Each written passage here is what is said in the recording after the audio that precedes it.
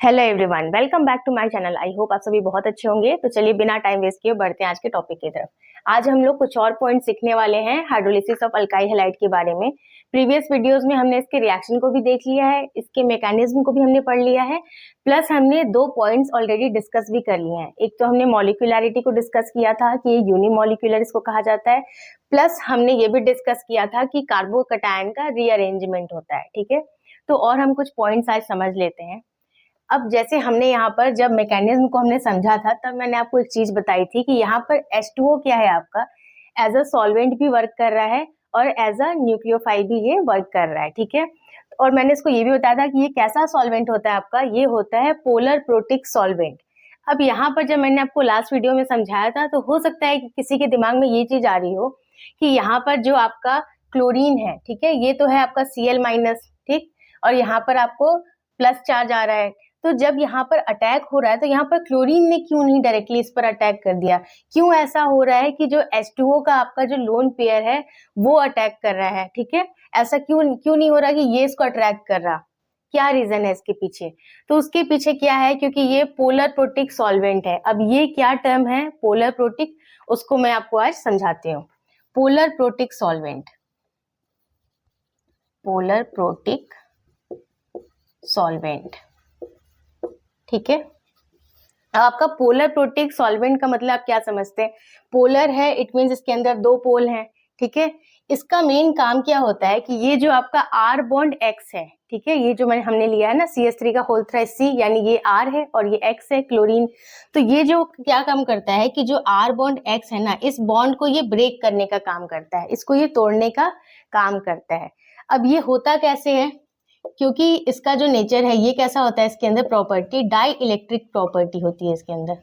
Die electric property का क्या मतलब है कि ये आपका जो इलेक्ट्रोस्टैटिक फोर्स होता है ना, उसको कमजोर करता है। जैसे यहाँ पर अगर मैं आपको समझाऊं, तो इस पर स्लाइटली क्या होगा, पॉजिटिव चार्ज, इस पर स्लाइटली नेगेटिव चार्ज Cl पे। तो इन दोनों के बीच में जो फोर्स ऑफ अट्रैक्शन होगा या फोर्स ऑफ रिपल्सन होगा, उसको बेसिकली ये कमजोर कर देता है, वीक बना देता है, इसको ब्रेक कर देता है। तो इसका मेन काम यही है, ठीक है, डाइलेक्ट्रिक प्रॉपर्टी का यही मतलब है। अब जो आपका H2O होता है, वाटर होता है, उसको बहुत ही अच्छा डाइलेक्ट्रिक माना जाता है। क्यों माना जाता है? क्योंकि वाटर जो है, कोई भी चीज जैसे आपकी है, अगर उसमें एयर में उसकी जितनी वैल्यू हो रही है, उसको जब वीक बनाना है, उसको आपने वाटर के अंदर डाल दिया, तो 80% वो रिड्यूस हो जाता है, उसकी जो वैल्यू है वो 80% तक रिड्यूस हो जाती है। क्योंकि जो H2O है ना आपका, ये डाइलेक्ट्रिक प्रॉपर्टी होती है ना H2O की, तो इसके लिए जो कांस्टेंट बोला जाता है टर्म की, कितना परसेंट ये रिड्यूस करता है, तो ये 80% कर देता है H2O आपका। इसलिए इसको बहुत ही अच्छा सॉल्वेंट माना जाता है, पोलर प्रोटिक सॉल्वेंट बहुत ही अच्छा इसको माना जाता है H2O को। जैसे एग्जांपल के लिए आपका पोलर प्रोटिक सॉल्वेंट कई सारे हो सकते हैं। एक तो आपका H2O हो गया, ठीक है, CH3OH भी हो सकता है, methyl alcohol, C2H5OH ethyl alcohol, ठीक है, CH3COOH भी हो सकता है आपका। लेकिन ज्यादातर केसेस में आपके ये तीन यूज होते हैं, ठीक है।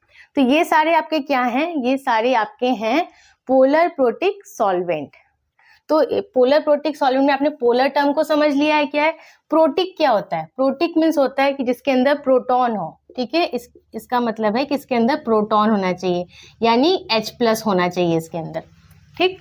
अब इसका क्या काम होता है प्रोटिक होने का? इसका काम ये होता है कि अब जैसे यहाँ पर मैंने आपको बताया था ना, Cl- भी था, इसने अटैक ना करके किसने अटैक किया? H2O नहीं किया। तो यहाँ पर क्या हो रहता है, ये जो आपका Cl- है ना, ये Cl-, ये जब अटैक करने की अगर सोच रहा है, तो यहाँ पर H2O क्या करता है, इसको चारों तरफ से ये घेर लेता है। कैसे घेरेगा? ये H2O क्या करेगा, चारों तरफ से इसके आके अटैच हो जाएगा, कुछ इस टाइप से। H2O के मॉलिक्यूल्स, वाटर के मॉलिक्यूल्स इसको चारों तरफ से घेर लेंगे और एक क्लोज स्ट्रक्चर बना देंगे, जिसकी वजह से क्या होगा, क्लोरीन आपका बाहर नहीं निकल पाएगा, ठीक है, और H2O के जो बाकी बचे हुए मॉलिक्यूल्स हैं वो आकर अटैक कर देंगे। तो बेसिकली इसके अंदर यही होता है, इसका मतलब होता है पोलर प्रोटिक सॉल्वेंट। अब यहाँ पर क्या होगा कि क्लोरीन आपका बाहर नहीं निकल पाया, H2O के मॉलिक्यूल्स ने उसको घेर के रखा हुआ था, बंद कर रखा था, कोई क्लोज स्ट्रक्चर बन गया, बंद हो गया, और बाकी जो रिमेनिंग आपके H2O की मॉलिक्यूल्स हैं, उन्होंने आके क्या किया, अटैक कर दिया, ठीक है। तो ये चीज होती है आपकी पोलर प्रोटिक सॉल्वेंट। एक और टर्म को हम समझ लेते हैं, ये मैं यहाँ से रफ कर रही हूँ।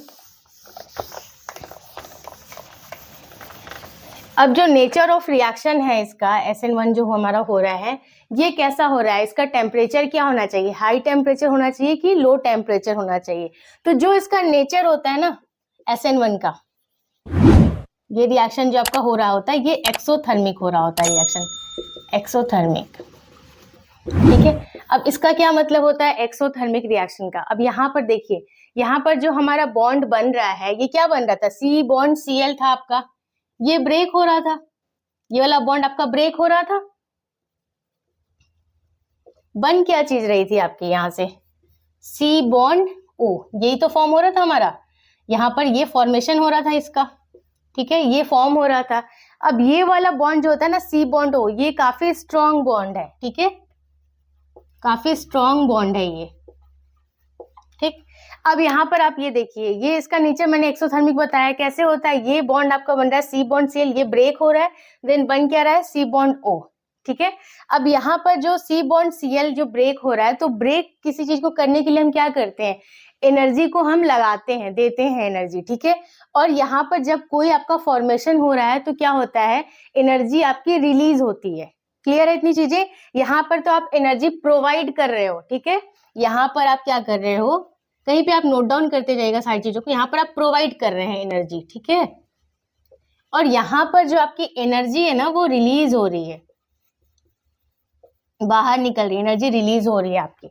तो ये आपका डिफरेंस है, यहाँ पे ब्रेक होने में एनर्जी में देनी पड़ती है, और जब कुछ फॉर्मेशन हो रहा है तो आपकी एनर्जी जो है वो यहाँ पर एनर्जी इसकी रिलीज होगी। तो एक्सोथर्मिक रिएक्शन जो होता है आपका, ये किस टेम्परेचर पे होता है, आपने पहले भी पढ़ रखा होगा। इसका टेम्परेचर कैसा होना चाहिए, लो टेम्परेचर, ये हमेशा लो टेम्परेचर में फेवरेबल होता है एक्सोथर्मिक रिएक्शन।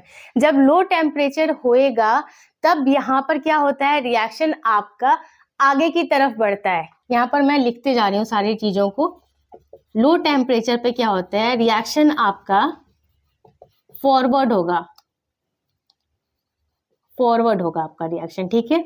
और अगर वहीं पे आपने टेम्परेचर बढ़ा दिया है, हाई टेम्परेचर है, तो रिएक्शन आपका बैकवर्ड होगा, बैकवर्ड रिएक्शन। क्लियर है इतनी चीजें। एक्सोथर्मिक में क्या होता है आपका, ये आपका बॉन्ड ब्रेक हो रहा है, इट मींस हम यहाँ पे एनर्जी प्रोवाइड कर रहे हैं इसको ब्रेक करने के लिए।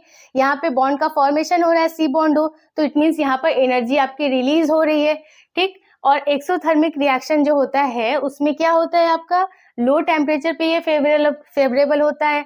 लो टेम्परेचर पे क्या होता है, रिएक्शन आपका आगे की तरफ बढ़ता है, फॉरवर्ड डायरेक्शन में। अगर वही हाई टेम्परेचर होता है तो ये रिएक्शन आपका बैकवर्ड की तरफ बढ़ता है, पीछे की तरफ।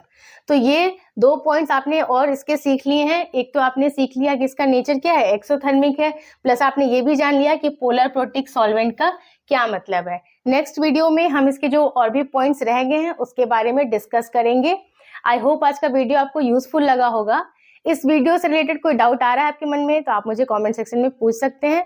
वीडियो पसंद आए तो इसे लाइक कर दीजिए, और अगर अभी तक आपने मेरे चैनल को सब्सक्राइब नहीं किया तो प्लीज सब्सक्राइब कीजिए। मैं मिलती हूँ आपसे नेक्स्ट वीडियो में, तब तक के लिए take care and bye bye.